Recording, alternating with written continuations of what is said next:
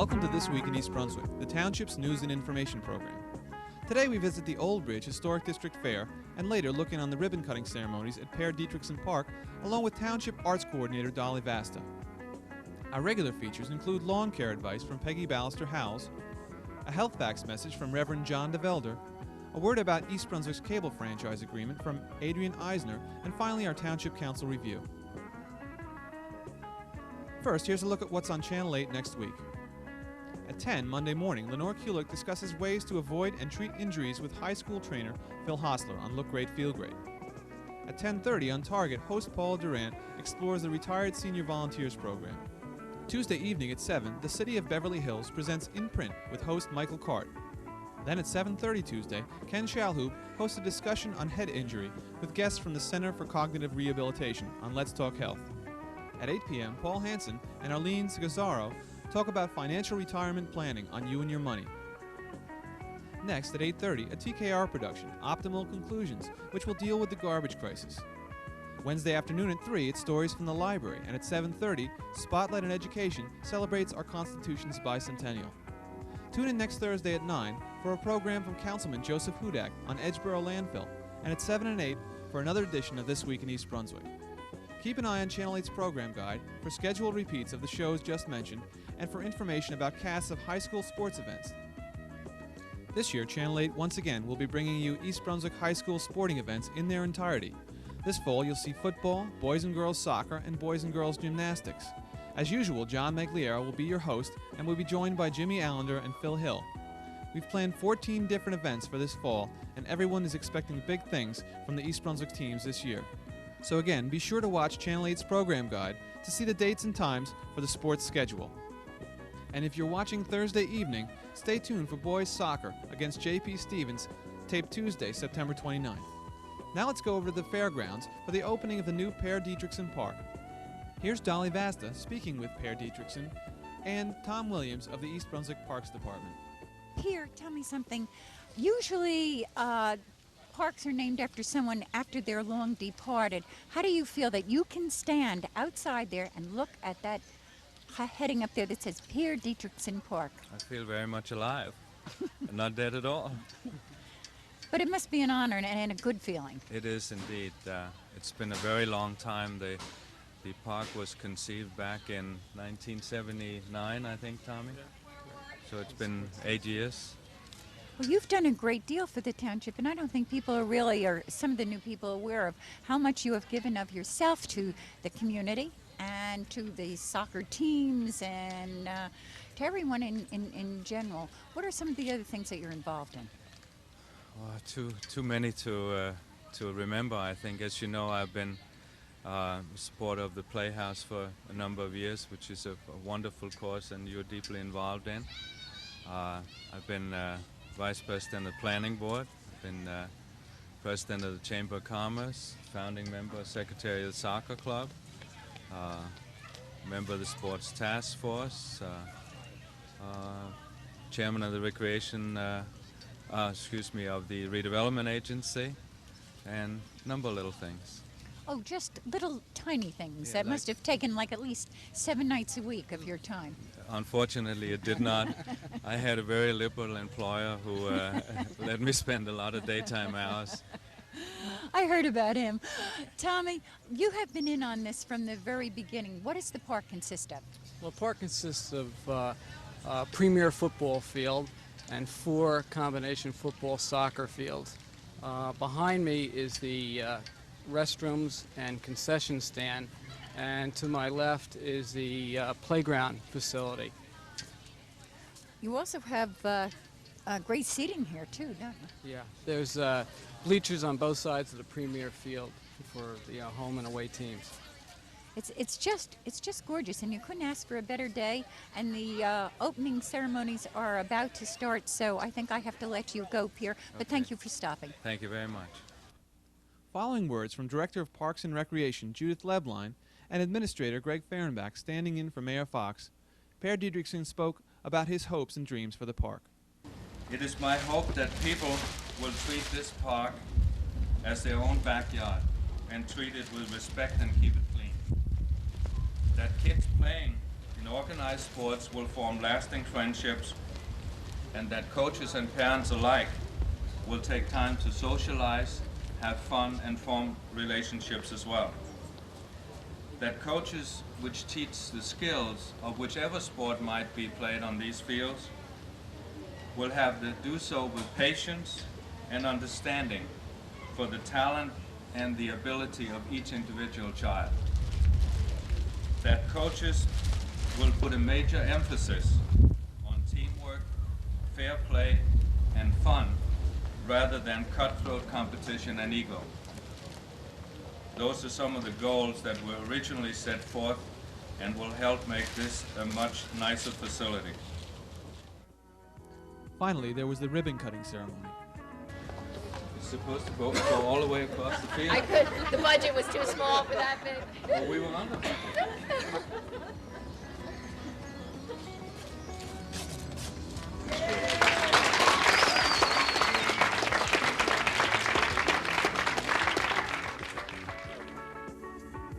Now let's once again join Dolly Vasta, this time at the Old Bridge Historic District Fair. Hi, I'm Dolly Vasta for This Week in East Brunswick, and I'm standing with John Runyon, who is president of the Museum Corporation. We're down at the 12th Annual Village Fair in the historical section of East Brunswick. John, did you ever expect such a glorious day as this? No, it is spectacular. Well, I expected it when I heard the newsman say that it was going to be nice all weekend. Then I began to expect it. But we've been very lucky. We only had one rain out in 12 years last year, and our rain date was very successful. So the weather's been with us. It's a little chilly. A little chilly, but better than raining or cold. Listen, it does the refreshment booth here a lot of good. A lot Think of of all the coffee gets coffee. sold. A lot of coffee and hot dogs. What do you expect in numbers of people today? Do you have any idea? Well, generally in the past we've had 3,000 or 4,000 people pass through the village fair during the course of the day between 10 and 5, and we should do about the same this year. We might even do better because the weather is so good. Yeah. What about booths? How many booths do you have down here? This year we have about 50. Our biggest year we had 76, but we've been averaging about 50, so it's an average year. We hope to do better next year. Anybody out there wants to have a booth at the village fair? If not this year, next year. Next year, a little late for this year, but That's true. come right on in. It's a great time for holiday shopping this year. It is here, indeed. isn't And there are an awful lot of crafts and beautiful things for Halloween, Christmas that are for sale here. And I'm sorry that everybody missed it who isn't here who sees this, but again, right. last Saturday in September every year we're down here on Cosmo Street in the Historic District for the Village Fair. You're going to do, I notice, a tour of the area. Yeah, this Mark afternoon. Nonstadt, who's one of our guides at the museum, is going to do a tour of the Historic District about 2:15 for all the folks who are interested in learning more about the buildings and who lived here when and all that sort of stuff. Well, I'm going to segue away, as they say, and let you go Could back you spell because that? very funny, John. This is early on Saturday morning. Okay. Enjoy the fair, Dolly. Thank you, dear. Okay. Go back to pouring I've coffee. got to go back to pouring coffee. Thanks. This is a very interesting exhibit, and I don't recall seeing this here last year. You are? Joanna Kaiser with Jolor Interiors, and I represent a product from a company named Trans Designs. Tell me a little bit about this. I noticed that all these colors, which all happen to be my favorite, by the way, I think that's what drew my eye to this. Are these they're all color keyed, correct? Right. We our service is to color coordinate our product line to the customer's home, and we pretty much go with our color system. Do you ever colorize as to a colorization such as a client will be colorized, head to toe type thing, Right. and then go from the colors that they look well in, and then work that into the home? Right. We try to do that with the customer. A lot of times we go into a home and a customer wants to work with what they have, so we pretty much try to bring in fresh colors and a new look with our product line to enhance their home. Did you ever get the feeling that you want to say to someone, this is not for you, just throw it all out? No. Be honest. No, we don't like to do that. Really, the way we like to work is we like to work around what our clients have. It's very hard to go into a home and tell people to pretty much get rid of what they have. So we like to work around what they have and pretty much just accent their homes with our product line. I think a lot of things are very personal to people and very keepsake. So we like to work around it. Well, good luck today. Thank and you. enjoy this gorgeous weather. Thank you. This lovely display of handmade hand crocheted gifts caught my eye, and I thought we'd take a stop here. What is your name? Betty? Is this the first year you have displayed your wares down here, so to speak? No. No, I've done it before. How long have you been crocheting? Oh, for years. Tell me something. How long does it take to make an Afghan, such as one of these down? 33 hours. 33 hours. I'm trying to figure that out mathematically on Saturday morning. This is not too fast for me because I've been working on one for 2 years. As I just said to you, and I'm on the almost the last square now. But these are just beautiful. Do you sell a lot of them? Sometimes. Yeah, sometimes I do good, sometimes I don't. But they are so But gorgeous. I enjoy doing it, so it's a pastime. And let's face it, you always have a ready-made gift in case someone has a baby that year. Right, right, yes. Well, good luck to you today. Thank I hope you very sell much. out. Oh, I do too, thank you. We're at one of my favorite tables, and any kind of a market, flea market. It's antique or collectibles. And what is your name? Lillian Cosgrove, Aha. Are you from right around here, right Lillian? in this house. You live right in this house. I would say that this is right from here. You have some fascinating things here, such as these old canning jars, and you were just talking about them. What makes them old? Well, I really don't know, but this is a real old one. When you see the bubbles in the glass like that, then the color has a lot to do with it. All right, Those let's are old lightning. just kind of hold it like this, and I didn't know that a bubble in it meant that it was old. They're pretty though. Yes. They could be used for a lot of things, couldn't they? My daughter-in-law collects them, and she puts them on her stove, keeps popcorn in it, and little noodles and stuff like that. Colorful, real colorful. Very, very pretty. God, that's a great idea too. Let's see, what else have we got here? A butter churn, yeah. How old is that? No, stay right. You can stay right here. He can pick that up. That's dated. That's 1917. 1917, yeah. And We also have a very old egg crate. Can you see an egg crate down there? yeah, we can pick that up. That's a Humpty Dumpty egg crate, and we were thrilled when we picked that up. Really? We had never seen one like that. Yeah. How old would that be about? The crate, I really don't know. No? No. That's also a great looking piece of wicker. Dave and I were just talking about that. And I'm telling you, your prices are marvelous here too. That's what everyone tells us, and our son keeps telling us, mark it up, mark it up. Oh But no. It's fun.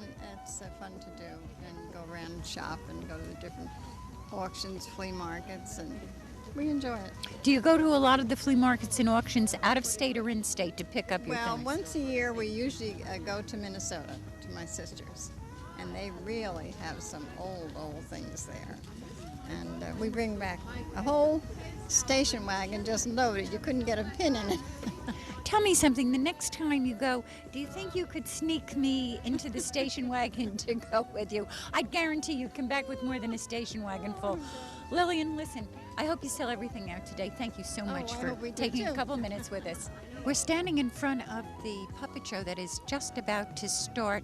So why don't I just step aside and we'll give a listen for a minute.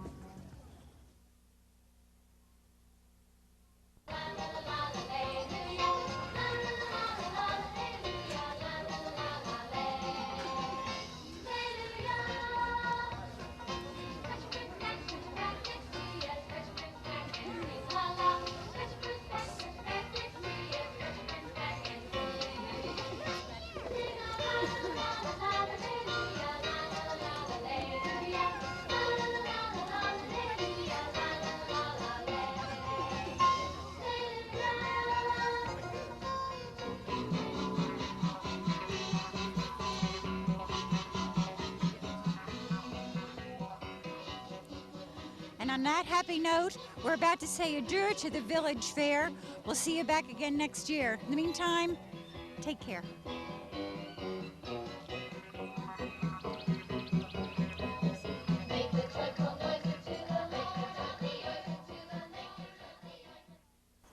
Hi, this is Peggy Ballister Howells, Middlesex County Agricultural Agent. And today we're going to talk about something that's very important in the fall, and that's a little bit about lawn care. Now I have here in my hand some grass seed, and I just want to show you the difference. What's in my right hand over here is Kentucky bluegrass seed. And you can see that it is much, much smaller than the ryegrass seed.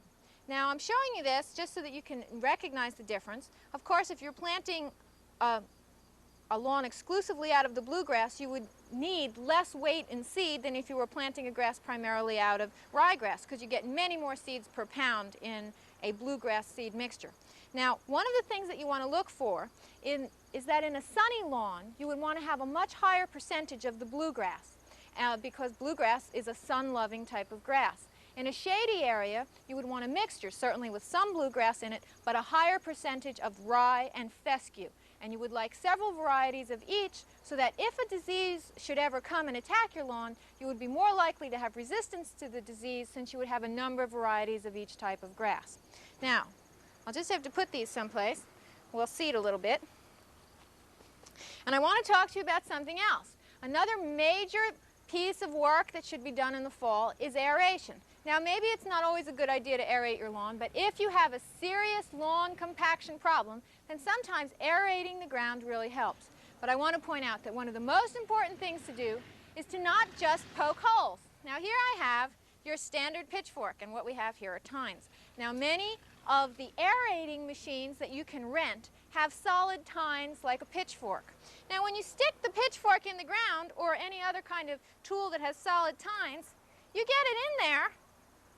But where does the soil go? Sure, you take it out, there's holes in the ground, but where does the soil go? It either goes down or sideways. You haven't removed any of the soil at all. In fact, you can create a hard pan at the lower depth of the tines. Where the tines actually hit the bottom, you will create a hard pan on that level that will be almost impossible to ever get through at a later date. So don't aerate with a machine or piece of equipment or pitchfork that has solid tines. You want to use something that has hollow tines. Now you can see here, these are filled with dirt because I've been using it, but these are hollow. You can see that they're filled with dirt, and watch what happens when you push it in the ground.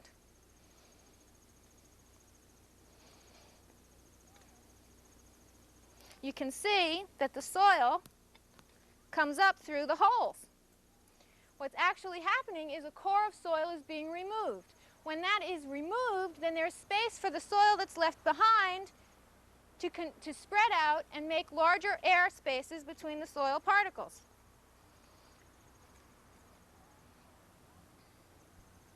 This is a core of soil that's actually removed with what we call a core aerator. Now, if you can't take out a core of soil, don't bother aerating. You'll do more harm than good. So make sure if you rent a piece of equipment, it is a core aerating machine with hollow tines. And that way the job gets done right. Okay, we'll see you here next week in my backyard. Bye-bye. This week, our guest on Health Facts is Reverend John DeVelder, chaplain at Robert Wood Johnson University Hospital. You know, your health is a balance of so many things. Your doctor says eat a balanced diet, and we know we have to balance sleep and work and relaxation behind the television set and exercise. And you often hear people say, you know, my resistance was down, and that's why I got this awful cold. And that statement implies that something was out of balance. The same thing applies in our emotional and spiritual life. Let me illustrate from my own life. About 7 weeks ago, I broke my humerus bone right by the shoulder, and for the first 3 weeks, my attitude was gloomy. I was feeling so sorry for myself, the pain and the inconvenience and all the things that I couldn't do. And what I considered so little, a broken bone, became so large in my life. And then slowly I gained perspective. I could still do so many things. And so rather than concentrate on all the things that I couldn't do, like button my shirt or even put on my socks, I could sit and watch a sunset, and I could play with my children, and I could spend more time with my wife. So from a bad thing came a lot of good things, as long as I didn't focus on all the things that I couldn't do or didn't have. It's like that glass of water is it half empty or is it half full? And I was beginning to shift the balance, to see my glass of water half full. Well, in the hospital as the chaplain, I visit people who are going through very, very difficult times. And what amazes me is that many people are not gloomy, but grateful. Grateful that they can do the things that maybe were squeezed out of their lives when they were outside of the hospital. And so they find a new balance, not only in health, but also in all of their activities and in their emotional and spiritual life. And in our hospital, we recognize this important balance between physical health and emotional and spiritual well-being. And so recently, we've built a beautiful new chapel for all faiths. People of all faiths can come and use this beautiful chapel. And the wonderful thing is that congregations from all over our community, congregations of Catholics and of Jews and of Protestants, have worked together to make this possible. And we're dedicating this chapel on Tuesday evening, October 6th, at 5:15. And if you'd like to join us, please come to the hospital Tuesday, October 6th at 5:15. This is the Reverend John DeVelder, and this has been Health Facts.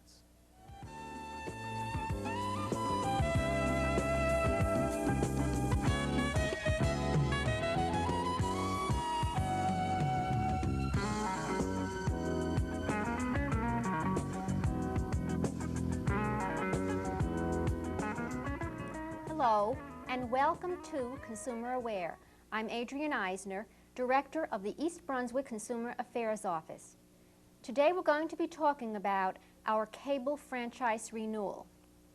The 10-year franchise agreement in effect between East Brunswick Township and Stora Cable Communications expires January 17, 1990. According to federal and state law, the franchise renewal process must begin 30 to 36 months prior to the franchise expiration date.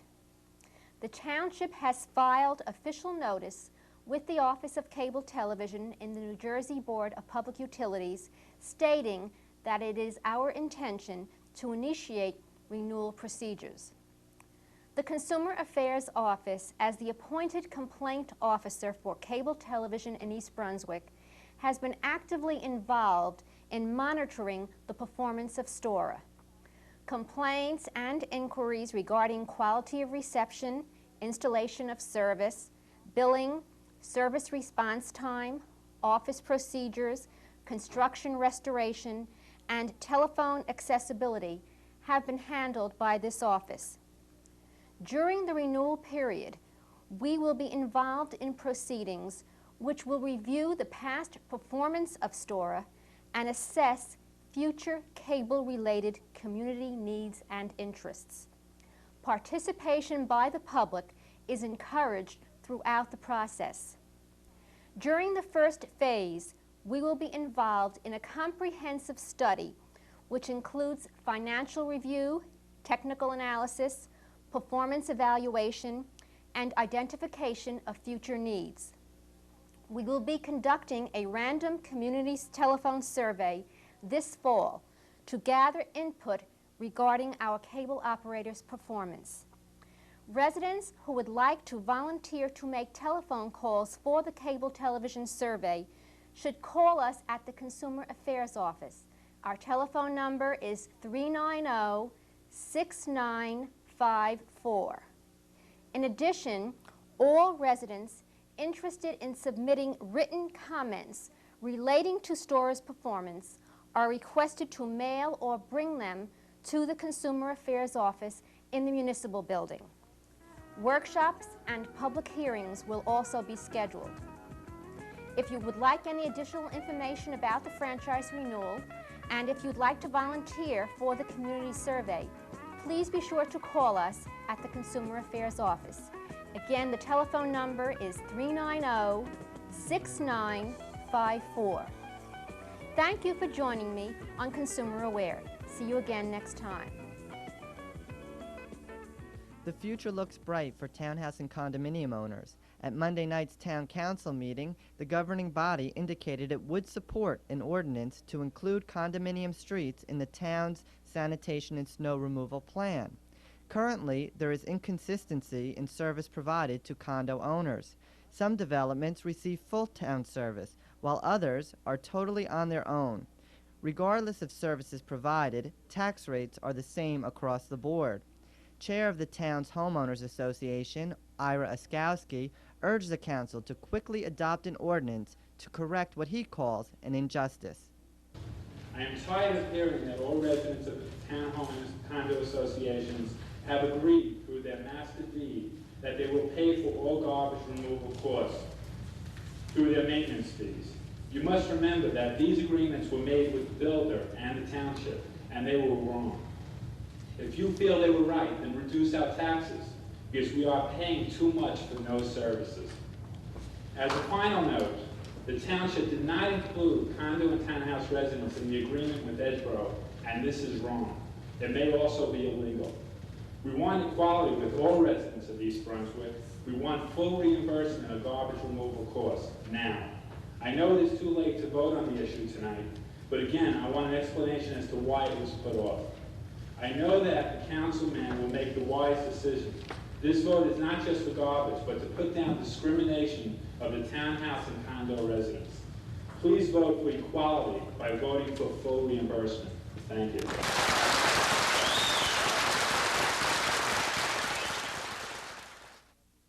Oskowski says his association represents 5,000 tax-paying citizens. The council was receptive to residents' objections. Councilman Louis Becker told residents the town is currently involved in litigation with Edgeboro Landfill to include condos in the garbage removal plan. He says by the end of October, the council will be in a position to adopt an ordinance which would satisfy condo owners. Mayor William Fox said he recommends reimbursement to townhouse and condo owners for garbage services. Fox also predicted that all condominium streets would one day be turned over to the town. Councilman Jack Sinagra and Russell Walker also spoke in favor of providing services. Township Attorney Bertram Bush says an ordinance should be on the agenda October 26th. Also on Monday night, the council released the performance bonds held on Society Hill East. That's all for this week. Thanks for watching.